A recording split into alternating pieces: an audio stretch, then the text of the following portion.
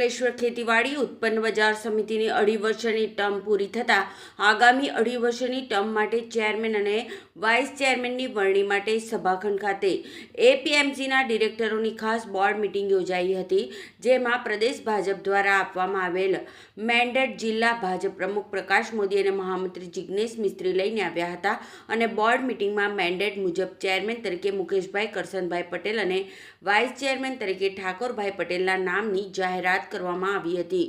પ્રદેશ ભાજપ દ્વારા એપીએમસીમાં ચેરમેન મુકેશ પટેલ અને vice chairman Thakorbhai પટેલની ફરીથી પસંદગી કરતા ડિરેક્ટરોને સભાસદોએ શુભેચ્છા પાઠવી હતી। આ પ્રસંગે ભરૂચ ડિસ્ટ્રિક્ટ બેંકના એમડી અજયસિંહ રાણા, અંકલેશ્વર એપીએમસીના પૂર્વ ચેરમેન અને પીઢ સહકારી આગેવાન કરશનભાઈ પટેલ સહિતના આગેવાનો ઉપસ્થિત રહ્યા હતા। આજ રોજ અંકલેશ્વર એપીએમસી ખાતે બીજી ટર્મ માટે ચેરમેન વાઇસ ચેરમેનની વરણી હતી।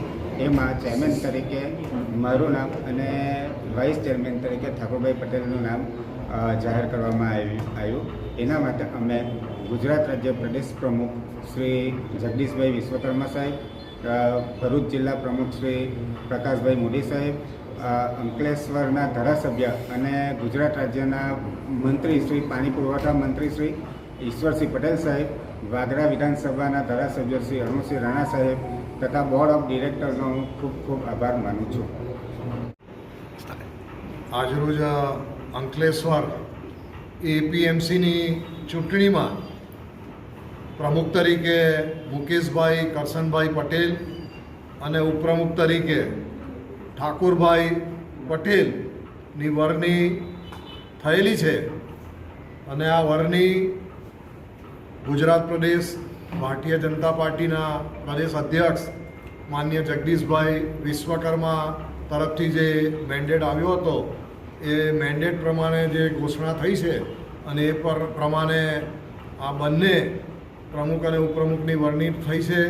બંનેને અમે સૌ ખૂબ ખૂબ અભિનંદન આપીએ છીએ અને ખૂબ જ સારી રીતે સુંદર રીતે વહીવટ થાય અને અંકલેશ્વર નગર અને તાલુકાની સમગ્ર આ સાથે જોડાયેલા લોકો સહકારી ક્ષેત્રના એ પણ તમારી કામગીરીને બિરદાવે આવનારા વર્ષોમાં અને ઉજ્જવળ કારકિર્દી આ એપીએમસી પણ સારો વહીવટના આધારે નામના મેળવે એવી હું શુભેચ્છા આપું છું।